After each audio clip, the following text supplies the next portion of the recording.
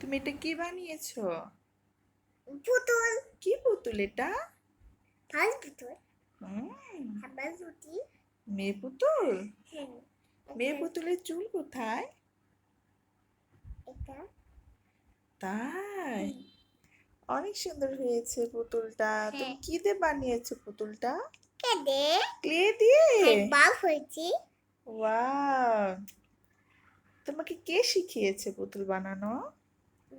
বাবা। তাই? আমার নানি। তোমার নানি? হ্যাঁ।